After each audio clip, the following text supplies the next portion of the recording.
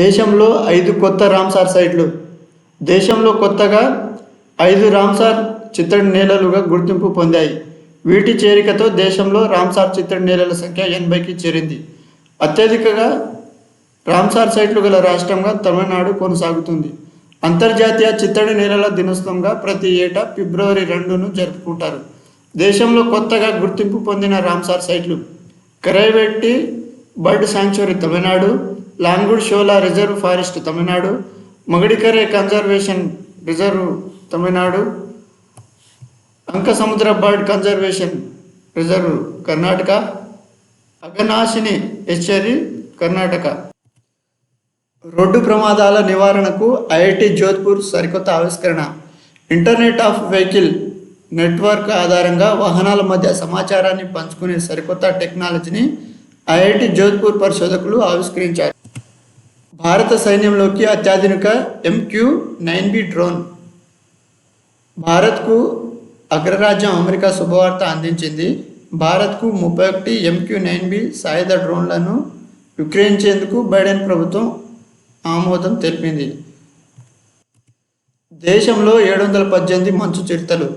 దేశంలో మొత్తం 718 మంచు చిరుతలు ఉన్నట్లు wild life institute of India తొలిసారి నిర్వహించిన శాస్త్రీయ గణనలో తేలిందని కేంద్ర అటవీ, పర్యావరణ, వాతావరణ మార్పుల శాఖ మంత్రి భూపేందర్ యాదవ్ తెలిపారు. Union budget. కేంద్ర మంత్రి నిర్మలా సీతారామన్ ఫిబ్రవరి 1న పార్లమెంట్లో బడ్జెట్ ప్రకటించారు. ఈ ఏడాది సార్వత్రిక ఎన్నికల నేపథ్యంలో మధ్యంతర బడ్జెట్ను ప్రవేశపెట్టారు. మొత్తం రూ. 47.65 లక్షల కోట్ల బడ్జెట్లో 2024-25 ఆర్థిక సంవత్సరానికి గాను కేంద్రానికి ఆదాయం ఎలా వస్తుంది, ఎలా ఖర్చు చేస్తారో తెలిపారు. మొత్తం బడ్జెట్ రూ. 47,65,768 కోట్లు కాగా పన్నుల ఆదాయం రూ. 26,01,574 కోట్లు, పన్నేతర ఆదాయం రూపాయలు 3,99,701 కోట్లు, ఆదాయ లోటు 16,85,494 కోట్లు, అప్పుల ద్వారా సమీకరణ 16,81,944 కోట్లుగా పేర్కొన్నారు. మనిషి మెదడులో brain chip. America startup company Neuralink మనిషి మెదడులో తొలిసారిగా బ్రెయిన్ చిప్ను అమర్చి చరిత్ర సృష్టించింది.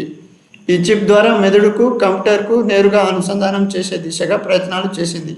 ఈ మేరకు న్యూరాలింక్ వ్యవస్థాపకుడు, ఎక్స్ అధినేత, ప్రపంచ కుబేరుడు ఎలాన్ మస్క్ జనవరి 30న వెల్లడించారు. మనిషి మెదడులో చిప్ ప్రవేశపెట్టాం, దీని ద్వారా న్యూరాన్ల కదలికలను గుర్తించాం అని ఆయన ట్వీట్ చేశారు. చిప్ అమర్చిన వ్యక్తి వేగంగా కోలుకుంటున్నట్లు, తొలి ఫలితాల్లో స్పష్టమైన న్యూరాన్ స్పైక్ డిటెక్షన్ను గుర్తించినట్లు పేర్కొన్నారు. ఈ చిప్నకు N1గా నామకరణం చేశారు. ప్రపంచ అవినీతి సూచిలో 93వ స్థానంలో భారత్. ప్రపంచ అవినీతి సూచిలో భారత్ దిగజారింది. గత ఏడాది 2022 కంటే ఈ ఏడాది 2023 8 స్థానాలు దిగువకు పడిపోయింది. ట్రాన్స్పరెన్సీ ఇంటర్నేషనల్ రిపోర్ట్ ప్రకారం 2023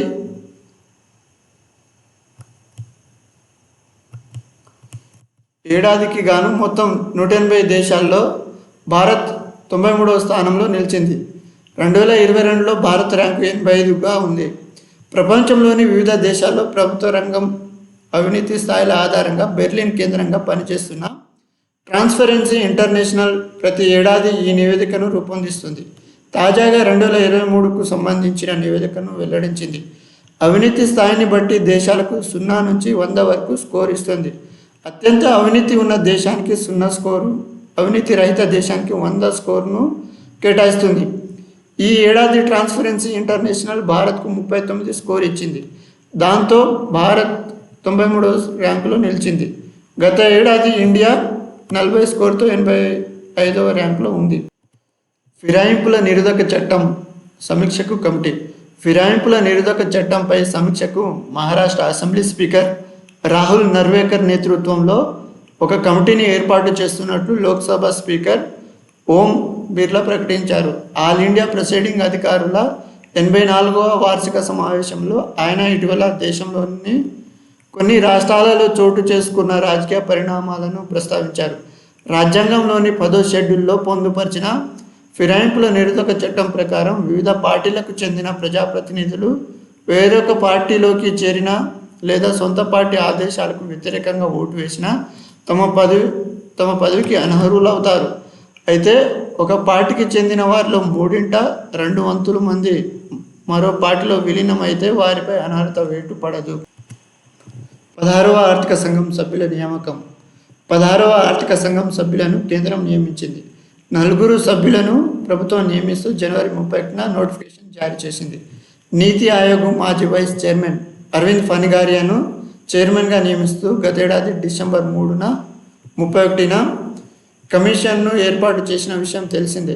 4 సభ్యుల్లో 15వ ఆర్థిక సంఘం మాజీ సభ్యుడు, మాజీ వ్యయ కార్యదర్శి అజయ్ నారాయణ్ ఝా, మాజీ ప్రత్యేక కార్యదర్శి అన్నే జార్జ్ మాథ్యూ, మాజీ ప్రత్యేక కార్యదర్శి Arth global executive director doctor Niranjan Rajyadhyaksha నియామకానికి రాష్ట్రపతి తెలిపారు. ట్రాయ్ చైర్మన్గా Anil Kumar Lahoti. Australia open singles విజేతగా జనిక్ సిన్నర్. ఆస్ట్రేలియా ఓపెన్లో పెను సంచలనం నమోదైంది. ఆస్ట్రేలియన్ ఓపెన్ సరికొత్త ఛాంపియన్గా ఇటలీ యువ సంచలనం జనిక్ సిన్నర్ అవతరించాడు. ఆస్ట్రేలియన్ ఓపెన్ 2024 పురుషుల సింగిల్ విజేతగా జనిక్ సిన్నర్ నిలిచాడు. ఇటీవల జరిగిన ఫైనల్లో రష్యా టెన్నిస్ స్టార్ డానిల్ మెద్వెదేవ్పై 3-6, 3-6, 6-4, 6-4, 6-3 తేడాతో సంచలన విజయం సాధించాడు. సబలెంకా మళ్లీ ఛాంపియన్.